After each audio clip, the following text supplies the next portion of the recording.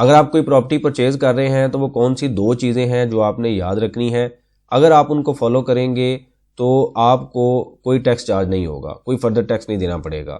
एक tax payer है जिसने एक प्रॉपर्टी परचेज की और उसने तमाम तरह के टैक्सेस अदा किए, बाद में उसको एक नोटिस आता है एफबीआर की तरफ से और कहा जाता है कि जिस वैल्यू पे आपने टैक्स पे किया है या जो वैल्यू आपने वेल्थ में अपनी रिटर्न में शो की है वो वैल्यू कम है, एक्चुअल में जो प्रॉपर्टी की वैल्यू है वो ज़्यादा है। इस बेसिस पे टैक्स पेयर को टैक्स चार्ज कर दिया जाता है।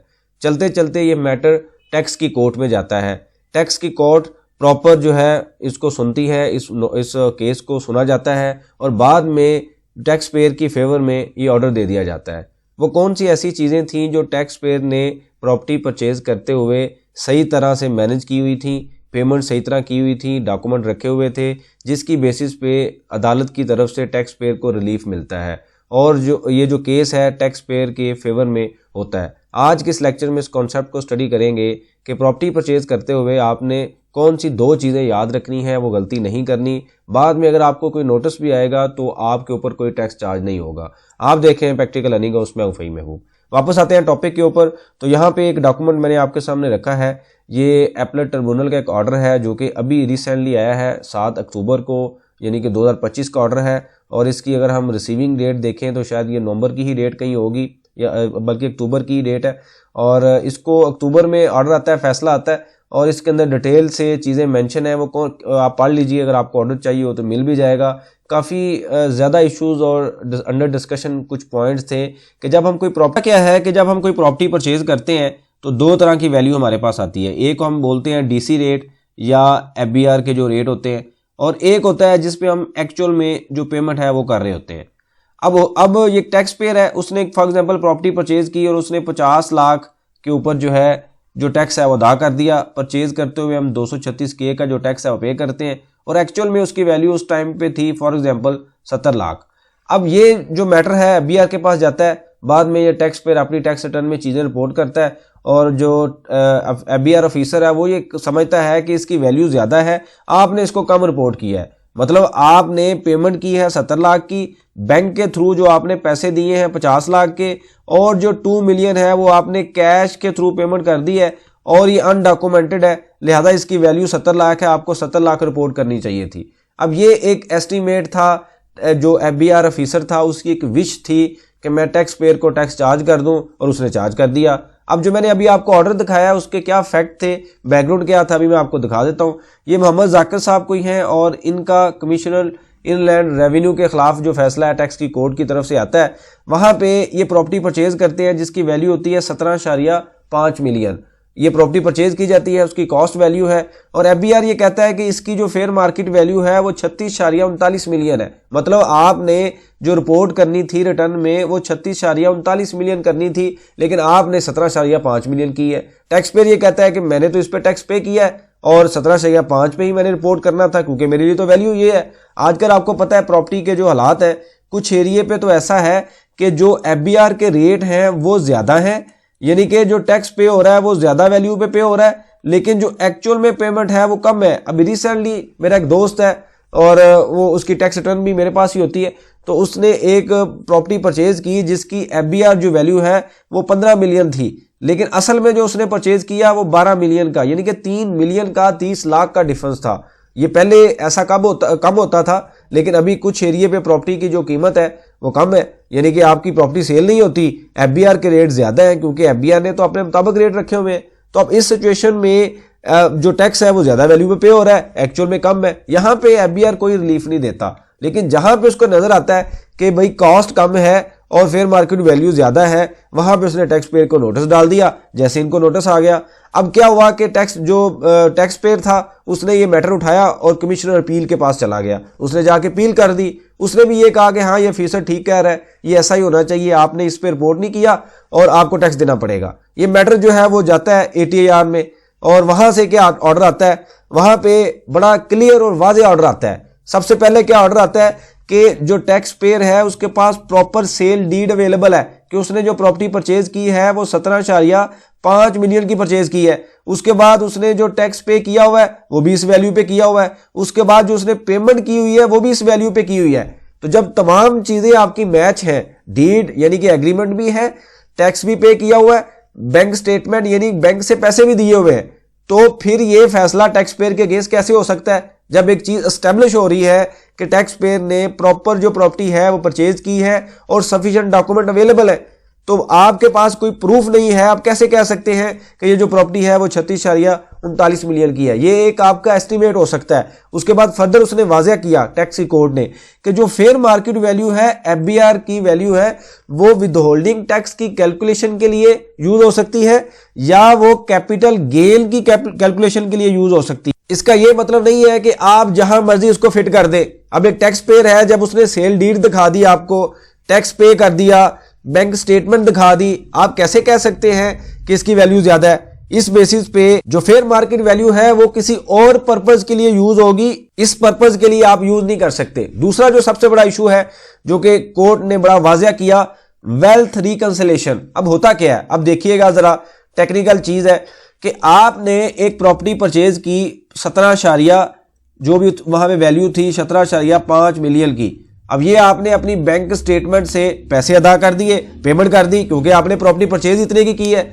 अगर वो कहता है कि जी इसकी फेयर मार्केट वैल्यू 36.93 मिलियन है, जो भी ऊपर वैल्यू आ रही है, आपने पेमेंट की है इतनी, और इतने की अगर आप रिपोर्ट कर देंगे तो आपका तो मिसमैच आ जाएगा, एक अनरिकंसाइल अमाउंट आ जाएगी आपकी वेल्थ में, वो आप कहां से पूरा करेंगे? अगर आप ये लिख देंगे तो बाद में एफबीआर कहेगा आपने पैसे कहां से लिए, आपकी तो अनरिकंसाइल अमाउंट आ रही है, तो वहां से आपको पकड़ लेगा। तो ये कैसे हो सकता है? एक टैक्स पेयर है, जितने की उसने प्रॉपर्टी ली है उतने की रिपोर्ट करेगा, ज्यादा कैसे कर सकता है? और ये जो रेट है इसके अंदर जो डिफरेंट लोकेशन के रेट हो सकते हैं। एक प्रॉपर्टी है, फॉर एग्जांपल वो एक फ्लैट की हम बात करते हैं, आप फ्लैट लेने जाते हैं तो आपको कहा जाता है ग्राउंड फ्लोर जो है इसका डिफरेंट रेट है पर स्क्वायर फीट, अगर आप ऊपर चलते जाएंगे तो डिफरेंट रेट है, बेसमेंट में कोई है तो डिफरेंट रेट है। तो ये कैसे हो सकता है कि तमाम फ्लैट का रेट सेम हो?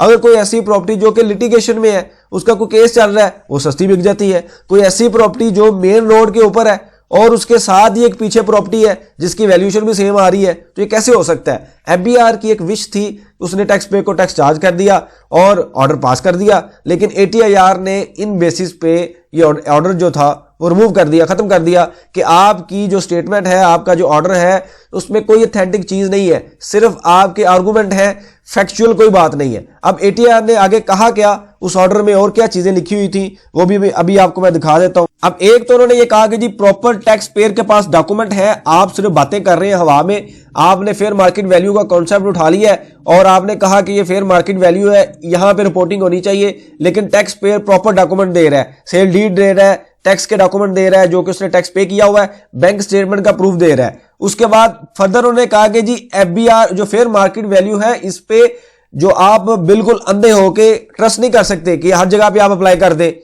यहां से उठाया और पता चले कि हम जहां पे अप्लाई कर दे। ये इसकी एक स्पेसिफिक कैलकुलेशन है विदहोल्डिंग टैक्स की पेमेंट के लिए या कैपिटल गेन की कैलकुलेशन के लिए। ऐसा बिल्कुल नहीं है कि परचेज करते हुए हम उठाएं और यहां पे अप्लाई कर दें, ये ऐसे नहीं हो सकता, ब्लाइंडली अप्लाई नहीं हम कर सकते। फिर उन्होंने कहा कि जी एफबीआर ने जब भी कोई काम करना है तो प्रॉपर एक प्रोसीजर फॉलो करे, इन्वेस्टिगेट करे, सिर्फ डॉक्यूमेंट की बेस पे या जो लिखा हुआ है उसकी बेस पे ना करे, फिजिकली जो चीजें हैं वो चेक करे। अगर वो टैक्स पेयर की फेवर में है तो उसको रिलीफ मिलना चाहिए। इसी बेसिस पे जो टैक्स की कोर्ट थी उसने जो टैक्स पेयर है उसको फेवर दे दी। जब उसको फेवर मिली तो जारी बात है उसका जो केस है वो उड़ गया, खत्म हो गया, उसमें कोई जान ही नहीं थी, उसको खत्म कर दिया गया, रीड कर दिया गया, टैक्स पेयर के फेवर में आया, डिपार्टमेंट के अगेंस्ट हो गया। तो अब इस सारे फैसले को अगर हम कंक्लूड करें तो वो क्या है कि जब भी आप कोई प्रॉपर्टी परचेज करें तो आपने एक चीज ज़हन में रखनी है कि अगर आप टैक्स पे कर रहे हैं, फॉर एग्जांपल 5,50,00,000 के ऊपर आपने 236K का टैक्स पे किया है, सेल करने वाले पे भी यही अप्लाई होता है। मैं पहले वैसे बड़ी डिटेल में लेक्चर बना चुका हूं कि कैपिटल गेन की सेविंग के लिए हमने क्या करना है, उसको देख लीजिएगा, यहां पे मैं एक्सप्लेन नहीं कर रहा क्योंकि लेक्चर लंबा होगा। उसके बाद आपने अगर 70 लाख एक्चुअल पे किया है तो आपने जो भी काम करना है बैंक के थ्रू करना है। अगर आपने 70 लाख पे रिपोर्ट कर दिया और 50 लाख का टैक्स पे किया और ये पेमेंट बैंक से कर दी, 20 लाख कैश से कर दी, फिर भी मसला है। जो भी आप करें प्रॉपर बैंक के थ्रू करें ताकि दिखा सके। और जो सेल डीड आपने बनवानी है फिर आपने 70 लाख की बनवानी है। आपने ये नहीं है कि आप 70 लाख रिपोर्ट कर दें, सेल डीड 50 लाख की है, बैंक में कुछ और आ रहा है, तमाम चीजें मैच हो। जो आपने शो करना है, अगर आप 50 लाख पे शो करना चाह रहे हैं तो 50 लाख की सेल डीड बनाए, 50 लाख पे टैक्स पे किया जाएगा, 50 लाख ही फिर बैंक से पेमेंट करें। और कल को आपकी चीजें मिसमैच ना हो, अगर चीजें मिसमैच हुई तो आपको टैक्स चार्ज कर दिया जाएगा, फिर आपको रिलीफ भी नहीं मिलेगा। तो ये आप वो लेक्चर लाजमी देख लें कि रिपोर्टिंग और बाइंग ऑफ प्रॉपर्टी, जब आपने प्रॉपर्टी परचेज करनी है उसको सब्सिक्वेंट कैसे रिपोर्ट करना है। और इसमें मैं आपको थोड़ा सा बता भी देता हूं, थोड़ा सा यहां पे एक्सप्लेन भी कर देता हूं कि अगर आप एक्चुअल में परचेज कर रहे हैं तो आप एक्चुअल ही शो करें। इसका बेनिफिट आपको क्या होगा कि 1 जुलाई 2024 के बाद जो कैपिटल गेन टैक्स है, पहले उसमें एक लिमिट अवेलेबल थी कि अगर 6 साल के बाद आप प्रॉपर्टी बेचते हैं तो आपको गेन टैक्स नहीं देना पड़ता। गेन टैक्स वो होता है कि अगर कोई चीज आपने परचेज की, जैसे मैं यहां पे लिखूं तो आप परचेज की आपने 50 लाख की और आप उसको सेल करते हैं बाद में 1 करोड़ की, 10 मिलियन की, तो आपके पास 50 लाख का प्रॉफिट आता है। इस प्रॉफिट को हम गेन कहते हैं, या प्रॉफिट जो प्रॉपर्टी का प्रॉफिट होता है। यानी कि आप कह सकते हैं कि आपने परचेज और सेल का जो डिफरेंस है वो आपका गेन हो सकता है। यहां पे लॉ ये कहता है कि अगर आपने प्रॉपर्टी 1 जुलाई 2024 के बाद परचेज की है तो सारे प्रॉफिट के ऊपर आपने मुझे 15% टैक्स देना है। तो अगर आप सही तरीके से रिपोर्टिंग के टाइम पे टोटल वैल्यू शो करेंगे तो ये आपको बेनिफिट होगा कि यहां पे 10 मिलियन की चीज सेल हो रही है और 70 लाख की आपकी परचेज होगी, तो आपका प्रॉफिट 3 मिलियन होगा, 30 लाख होगा। तो आपको 50 लाख पे 15% नहीं देना पड़ेगा, 30 लाख पे 15% देना पड़ेगा। तो इस वजह से प्रॉपर्टी परचेज करते हुए एक्स्ट्रा केयर की जरूरत है। तमाम चीजें देख के पेमेंट किया करें। बाद में इसके ऊपर नोटिस आते हैं, तमाम चीजें आपकी ठीक होती हैं लेकिन सही तरीके से मैनेज नहीं होती। बाद में आपको जो है वो आप चक्कर भी लगाते हैं, पैसे भी लगाते हैं, पेनल्टी भी पे करते हैं। तो ये एक बड़ा अच्छा फैसला है। अगर आपको चाहिए होगा तो आप ले भी सकते हैं, ग्रुप में मैंने ऑलरेडी भेज दिया है। और इसको आप स्टडी भी कर लें, अपने पास रख भी लें, गौर से पढ़ भी लें। तमाम चीजें जब पढ़ेंगे, आप फैसला पढ़ेंगे तो जो मैंने आपको पॉइंट बताए हैं, जो कि उसकी कोर पॉइंट्स हैं, वो यही है कि अगर टैक्स पेयर के पास प्रॉपर चीजें अवेलेबल हैं और वो सपोर्ट कर रही हैं तो एफबीआर अज्यूम नहीं कर सकता कि इसने फेयर मार्केट वैल्यू पे क्यों नहीं रिपोर्ट किया। उसकी रीजन मैंने आपको बता दी।